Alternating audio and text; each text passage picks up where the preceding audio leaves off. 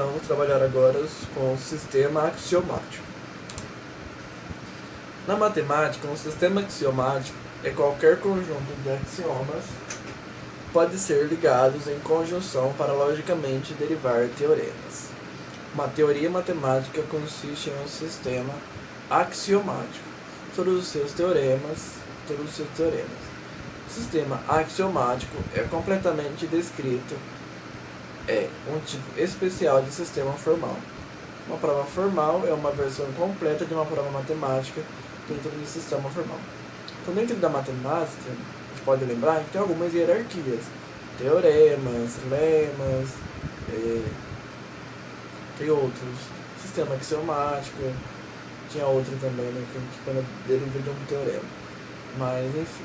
Então, a gente tem uns conjuntos, né, de lógicas que existe na matemática para expressar algum pensamento. Um deles é um sistema axiomático. A gente vai ver agora quais são as propriedades de um sistema axiomático.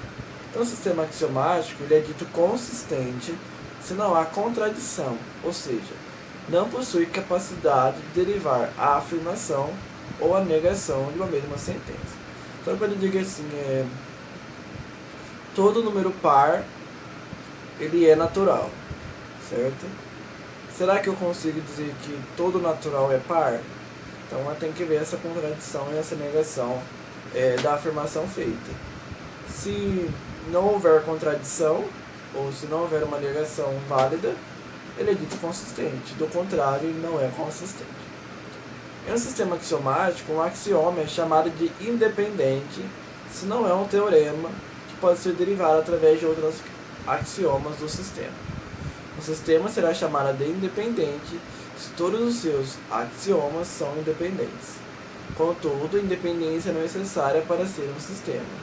Já a consistência Então, é uma coisa bem complexa de se entender, né? Mistura sistema com independência, com consistência, axiomas, também é complexo.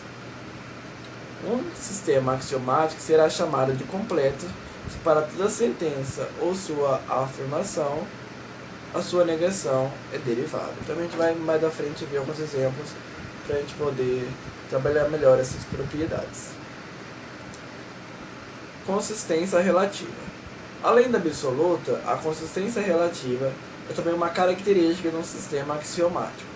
Isso acontece quando termos indefinidos de um sistema axiomático possuem definições em outro sistema, de maneira que os axiomas do primeiro são teoremas do segundo. Um bom exemplo de consistência relativa é o da geometria neutra ou geometria absoluta, relacionada à teoria do sistema dos números reais. Retas e pontos são termos indefinidos na geometria absoluta, mas possuem significado atribuídos na teoria dos números reais, de maneira que são consistentes em ambos os sistemas axiomáticos. Então, a teoria axiomática. Em matemática e na lógica, tem que entender que a lógica e a matemática são os segmentos que andam lado a lado. Existe matemática na lógica e existe lógica na matemática. Uma teoria axiomática é uma teoria baseada num conjunto de axiomas de pensamento, né, de definições, a partir dos quais são deduzidos teoremas, utilizando procedimentos bem definidos, por exemplo, um conjunto de regras lógicas. Os axiomas são estabelecidos sem dedução, tomados como ponto de partida para a dedução dos teoremas. Então, eu pego uma definição e tomo como verdadeira. Isso é chamado de axioma.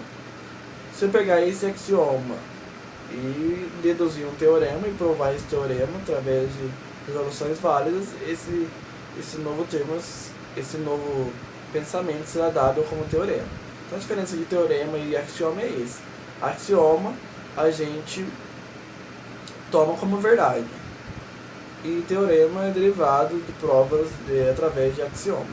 Então, como eu disse, entretanto, os teoremas podem ser utilizados para a dedução de outros teoremas. Então, teoremas, a base deles são axiomas, mas também existem teoremas que são baseados em outros teoremas, certo? Então, essa relação entre axioma e teorema é muito importante. Como condição adicional, é geralmente colocado aqui: o conjunto de axiomas seja decidível no sentido de ser um conjunto recursivo. todo conjunto finito de axiomas é decidível e, portanto, aceitável com essa condição. Então aqui o que mais importa para a gente saber é sobre a relação entre esses dois termos, axioma e teoremas. E também lembrar que a lógica e a matemática são segmentos dentro da matemática que andam lado a lado. Vamos vamos ver um pouco sobre a história da teoria axiomática. Apesar desses sistemas axiomáticos existirem desde a antiguidade, por exemplo, a geometria euclidiana do livro Elementos de Euclides, as teorias axiomáticas formalizadas baseiam-se nos desenvolvimentos da lógica matemática. Como eu disse, a lógica e a matemática são segmentos que andam lado a lado, tanto daí que surgiu a lógica matemática. Acontecidos a partir das últimas décadas do século XIX, devido aos trabalhos de Frege, Posher, Russell, Whitehead, Hilbert e Scullin, entre outros matemáticos e estudiosos que se debruçaram um pouco sobre a matemática e a lógica, sobre sistemas axiomáticos em específicos. No desenvolvimento das teorias axiomáticas do século XX, foi muito significativa a influência do programa de Hilbert, que propôs que as teorias matemáticas deveriam ser formalizadas como teorias axiomáticas, sendo as deduções realizadas de maneira puramente formal, utilizando a regra lógicas formais previamente definidas. Então, como eu disse, axiomas são afirmações que são ditas como verdadeiras desde o princípio. No sexto dos seus problemas, Hilbert propôs ainda que as teorias físicas também deveriam ser axiomatizadas à maneira das teorias matemáticas. A gente vai trabalhar um pouco sobre as teorias matemáticas, vamos deixar um pouco de lado as teorias físicas. Só para uma curiosidade, né? Para quem conhece um pouco já participou e conhece sobre a Olimpíada de Matemática, um dos prêmios que os medalhistas de ouro têm é participar de um programa que leva o nome desse matemático, de Hilbert. Tanto que há um hotel, não sei onde é localizado no Brasil, não sei se é no Rio de Janeiro, eu acho que é no Rio de Janeiro, chamado Hotel de Hilbert, que os estudantes vão para lá, passam alguns dias, algumas semanas, estudando matemática, conhecendo pessoas, estudantes de todos os lugares do país. Só uma curiosidade sobre esse nome. Eu já tinha ouvido falar desse Hilbert, mas não lembrava da onde, mas agora me veio na cabeça de onde que eu lembrava desse nome. Então, Hilbert foi um importante matemático, né, na história, que trabalhou um pouco sobre essas teorias axiomáticas. Ele entendeu aqui como a axiomatização das teorias matemáticas eram válidas e pensou que poderiam ser válidas também pelas teorias físicas. Foi assim que ele fez. Então, algumas propriedades da teoria axiomática. Então, o que é consistência? Uma teoria axiomática é dita consistente quando nela não é derivada uma contradição, ou seja, não são derivadas uma proposição e a sua negação. Por exemplo, a teoria das álgebras de Boole pode ser considerada consistente, pois possui modelo finito. Quando as regras utilizadas correspondem à lógica clássica, se a teoria for inconsistente, a partir de uma contradição, pode ser derivado qualquer enunciado, trivializando o sistema. Então, o sistema trivial ele corresponde à lógica clássica. Independência, a gente viu consistência, agora independência.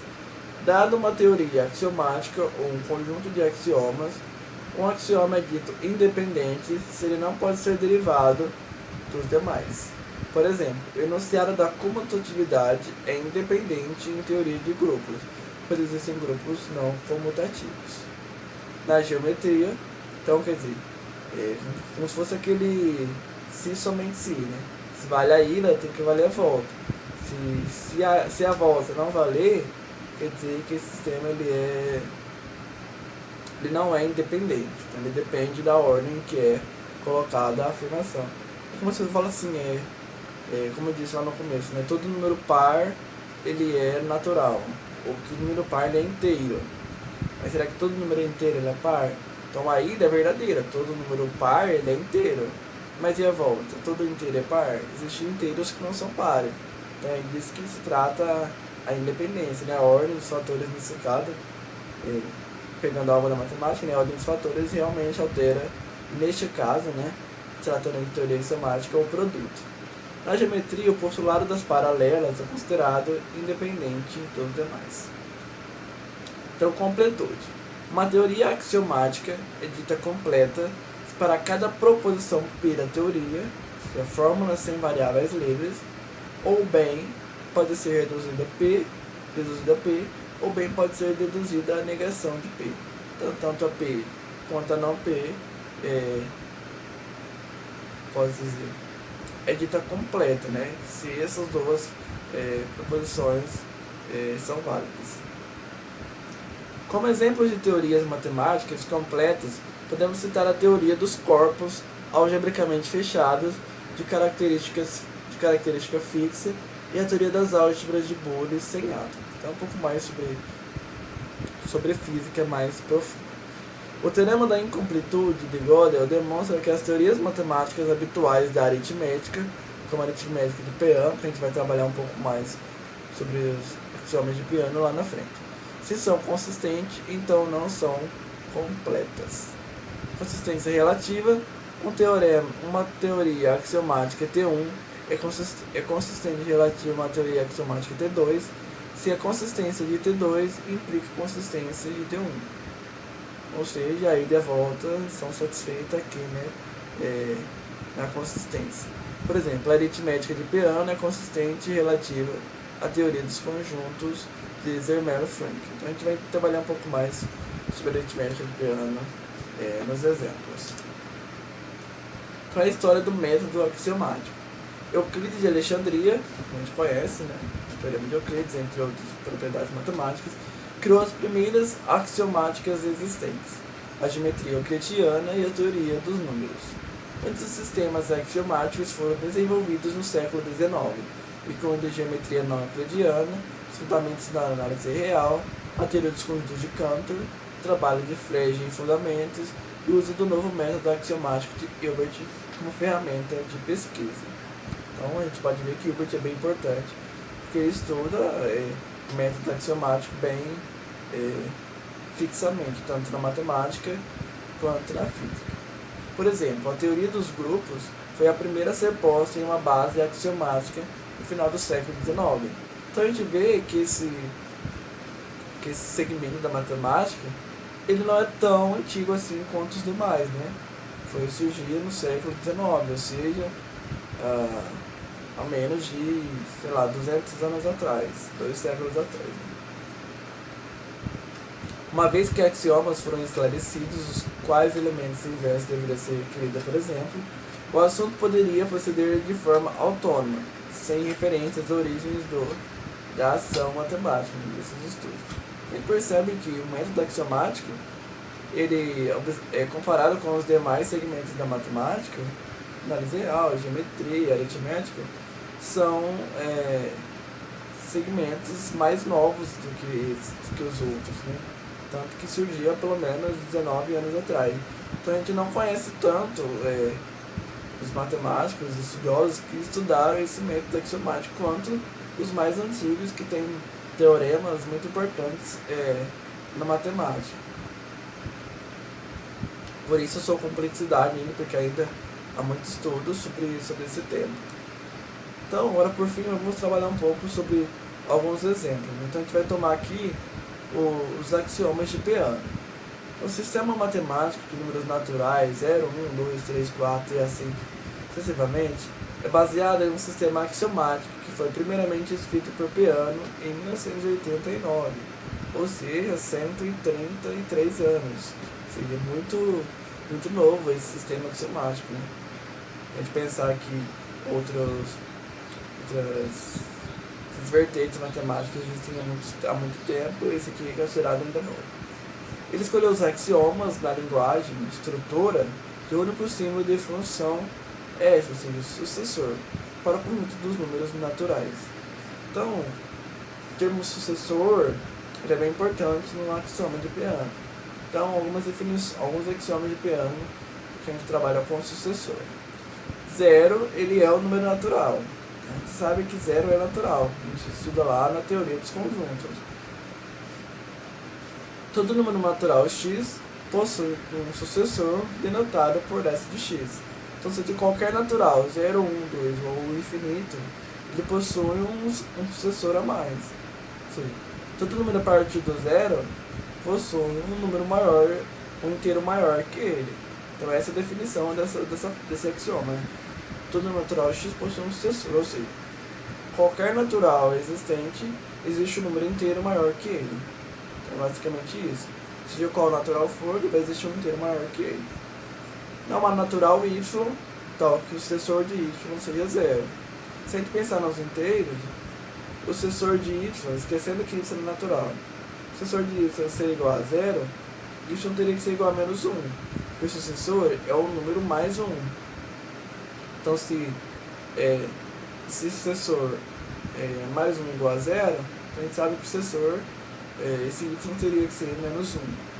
Então, como o y é natural e o negativo não é natural, a gente fala que não é um número natural que o sucessor seja zero, ou seja, não existe um número natural que zero seja maior que ele, porque zero é o menor número natural, ou seja, ele é limitado inferiormente. Como que os números naturais é limitado inferiormente pelo zero. Os números naturais distintos possuem sucessores distintos. Se A é diferente de B, então o sucessor de A é diferente do sucessor de B. Obviamente, todos os naturais são distintos entre si. O zero é diferente do 1, que é diferente do 2. Por quê? Há uma relação de maioridade aqui, né?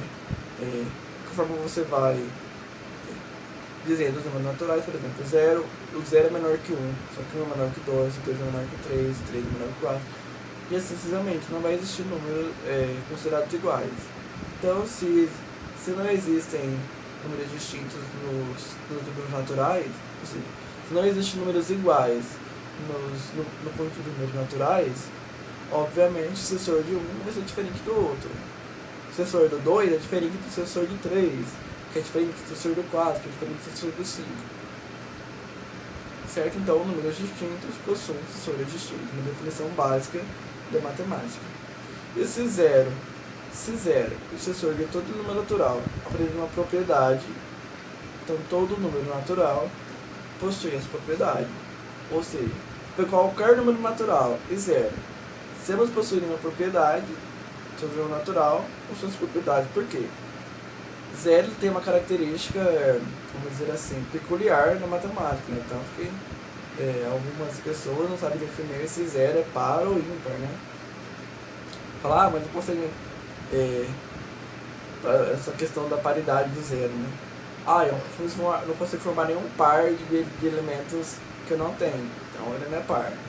Mas não sobra nenhum elemento, ele não é ímpar. Então, essa paridade do elemento zero é que faz ele ser peculiar, né? Ter propriedades diferentes dos demais números naturais. E os demais números naturais, não excluindo o zero, obviamente é qualquer natural. Então, se qualquer natural, ou seja, todos os naturais e o zero tem essa propriedade, o conjunto de naturais também tem essa propriedade, porque ele é formado pelo zero e pelos demais números naturais não nulos. Então, essa é uma para a gente poder entender, né, é bem básica essa propriedade, né? Tanto do zero, que é um número peculiar, um número diferente, um número específico, e os demais naturais, que obviamente são não nulos. Então, só para lembrar, números naturais são números inteiros maiores ou iguais que zero. 0, 1, 2, 3, 4, milhões, 5 milhões, 7 milhões, e assim sucessivamente. As frações, os números decimais e os números racionais não entram neste caso, muito menos os negativos. Por isso que a gente diz que o zero não é sucessor de nenhum natural, né?